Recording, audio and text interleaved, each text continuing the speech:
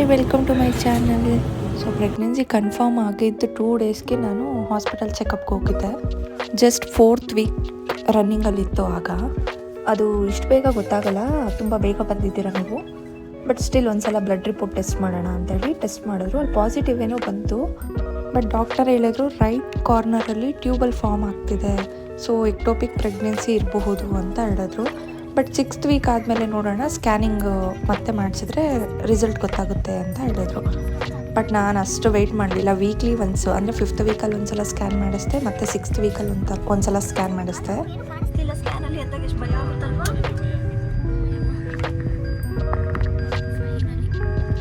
So doctor ಹೇಳಿದ್ರು ಇಲ್ಲ, ಅದು ಮೂವ್ ಆಗ್ತಿದೆ, ಸೊ ವರಿ ಆಗೋ ಅಷ್ಟೇನೂ ಇಲ್ಲ ಅಂತ ಹೇಳಿದ್ರು.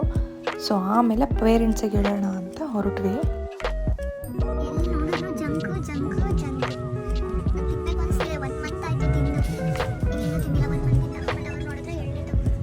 ಸೊ ಆಲ್ಮೋಸ್ಟ್ 2.5 months ನಾನು ಜಂಕು, ಹೊರಗಡೆ ಊಟ ಏನೂ ತಿಂದಿರಲಿಲ್ಲ.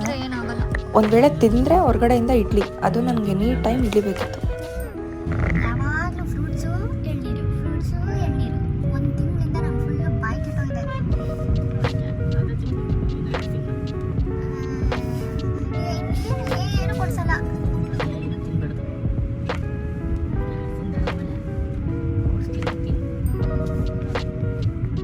ಸೊ ಆನ್ ದ ವೇ ಹೋಗ್ತಾ ಯಲಹಂಕ ಅಲ್ಲಿ ಒಂದು ಗಿಫ್ಟ್ ರ್ಯಾಪರ್ ಮಾಡಿಸೋಣ, ಸರ್ಪ್ರೈಸ್ ಕೊಡೋಣ ಅಂತ ಹೇಳಿ ಮನೆಯವರಿಗೆ ಸರ್ಪ್ರೈಸ್ ಕೊಡೋದಕ್ಕೋಸ್ಕರ ಬೇಬಿ ಬಟ್ಟೆ ನೋಡ್ತಿದ್ವಿ.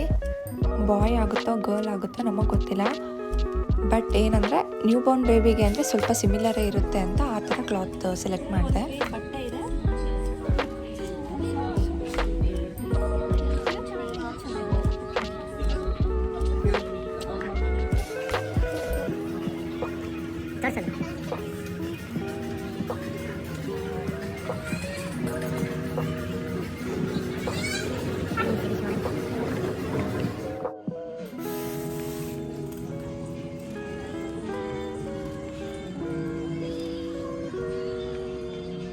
ಫೈನಲಿ ತಗೊಂಡು ಹೋದ್ವಿ.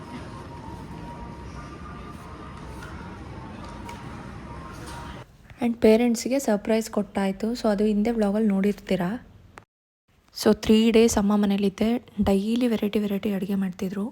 ತಿನ್ಕೊಂಡು ತುಂಬ ತಿನ್ನೋಕ್ಕಾಗ್ತಿರ್ಲಿಲ್ಲ. ಆ್ಯಂಡ್ ನನಗೆ ತುಂಬ ಹಶ್ವು ಅಂತಲೂ ಆಗ್ತಿರ್ಲಿಲ್ಲ. ಎಷ್ಟು ಸೇರ್ತಿತ್ತೋ ಅಷ್ಟು ತಿನ್ಕೊಂಡು ಮಜಾ ಮಾಡ್ಕೊಂಡಿದ್ದೆ ಆರಾಮಾಗಿ. 3 days ಫುಲ್ಲು ಅಮ್ಮನ ಮನೇಲಿ ಎಂಜಾಯ್ ಮಾಡ್ಕೊಂಡಿದ್ದೆ.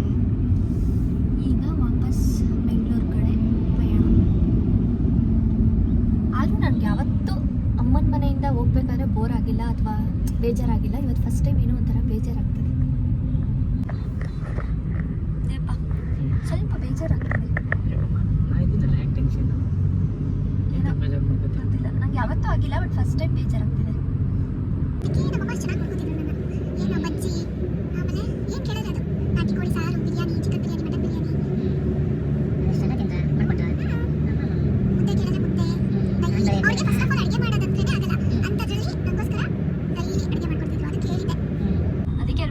ಫಸ್ಟ್ ಟೈಮ್ ನನಗೆ ಸ್ವಲ್ಪ ಅಂದರೆ ಸ್ವಲ್ಪ ಬೇಜಾರಾಗ್ತದೆ.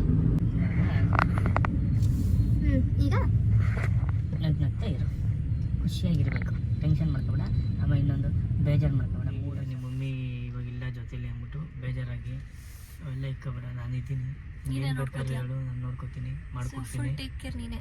ಎಲ್ಲ ನಾನೇ. ಅಡುಗೆನೂ ನೀನೇ ಮಾಡ್ತೀಯಾ? ಎಲ್ಲ ನಾನೇ ಮಾಡ್ಕೊಡ್ತೀನಿ. ಅಟ್ಲೀಸ್ಟ್ ಅನ್ನ ಮಾಡೋದು ಬರುತ್ತಾ ನಿಂಗೆ? ಮಾಡ್ತೀನಿ. ಚಾನ್ಸೇ ಇಲ್ಲ. ನೀನು ಹೇಳ್ಕೊಟ್ರೆ ನಾನು ಮಾಡ್ತೀನಮ್ಮ.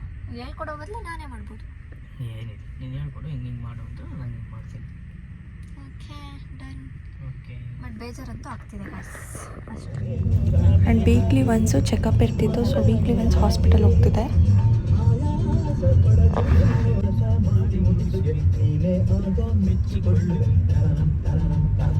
ಫುಲ್ ಜಂಕ್ ಫುಡ್ ತಿಂತಿದ್ದು ನಾನು ಫುಲ್ ಹೆಲ್ತಿ ಆಗೋಗ್ಬಿಟ್ಟೆ. ಆ್ಯಂಡ್ ಏನಂದರೆ ಯಾವಾಗಲಾದರೂ ಒಂದು ಸಲ ಮ್ಯಾಗಿ ತಿಂದಿದ್ದೀನೇನೋ, 2 times ತಿಂದಿರ್ಬೋದು ಒಂದು 3 monthsಲ್ಲಿ ಅಷ್ಟೇ. ಅದು ಬಿಟ್ಟರೆ ಡೈಲಿ ಆಲ್ಮೋಸ್ಟ್ ಎಲ್ಲ ದಿನ ಹೆಲ್ತಿ.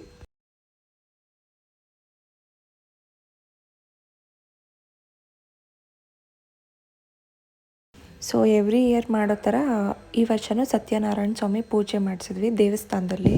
ಸೊ ಮನೆಯಲ್ಲೇ ಆಗೋ ಈಗೋ 2 ಮಂತ್ಸ್ ಕಂಪ್ಲೀಟ್ ಆಯಿತು. ಸೊ 3 ಡೇಸ್ ಏನೂ ಎಂಜಾಯ್ ಮಾಡಿರಲಿಲ್ಲ, ಜಸ್ಟ್ ಮನೆ, ಹಾಸ್ಪಿಟಲ್ಲು, ಇನ್ ಬಿಟ್ವೀನ್ ಫ್ಯಾಮಿಲಿದು ಸ್ವಲ್ಪ ಈವೆಂಟ್ಸ್ ಅಟೆಂಡ್ ಆಗ್ತಿದೆ. ಸೊ ಹೆಲ್ತಿ ತಿಂದು ತಲೆ ಕೆಟ್ಟೋಗಿತ್ತು ನನಗೆ. ಬೇಕೇ ಬೇಕು ಅಂತ ಪಿಜ್ಜಾ ತಿನ್ನೋದಕ್ಕೆ ಹೋಗಿದ್ದೆ. ತಿಂದು ನೈಟ್ ಪೂರ್ತಿ ಹೊಟ್ಟೆ ನೋವು ಬಂದಿತ್ತು.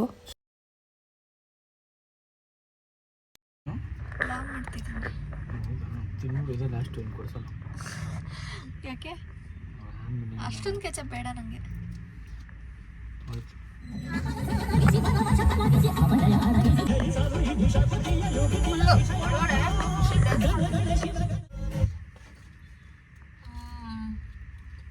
ಮಸ್ತು. ದಯವಿಟ್ಟು ಇಂಥದ್ದು ಊಟ ಕೊಡಿಸು, ಇಂಥದ್ದೇ ತಿಂತೀನಿ, ಇಂಥದ್ದು ಚೆನ್ನಾಗಿದೆ, ಮಸ್ತು. ಆಮೇಲೆ ಡಾಕ್ಟ್ರ್ ಹತ್ರ ನಾನು ಮಕ್ಕ ಹೋಗಿಸ್ಕೊತೀನಿ, ನೀನು ಹೆಂಗೆ ಗೊತ್ತಿರೋ ಅಲ್ವಾ? ಡಾಕ್ಟ್ರ್ ಏನು ಬೇಡ, ಇದೇ ಲಾಸ್ಟ್ ಇನ್ನು ಮಗು ಆಗಂಟ ಕೊಡ್ಸಲ್ಲ. ಅರೆ ನೋಡಿ, ಮಗು ಅದು ತಿಂದೇ ಖುಷಿ. ಇಲ್ಲ ಪರವಾಗಿಲ್ಲ, ಮುದ್ದೆ ತಿಂದೆ ಖುಷಿ ಪಡೋದು. ಇವಾಗ ಪ್ರೋಟೀನ್ ನೀನು ಯಾವ್ದು ತಿಂಚ ಅದು ಮಲಗಿದೆ. ಇದರಲ್ಲಿ ಇದೆ ಸಾಕಾಗಿದೆ. ನಂಗಂತೂ ಎಷ್ಟು ವರ್ಷ ಆಗಿದೆ ಅನ್ನೋ ಥರ ಫೀಲ್ ಆಗ್ತದೆ. ಆಯ್ತಾಯ್ತು, 10 ವರ್ಷ ಆಗಿದೆ ಅನ್ನೋ ಥರ.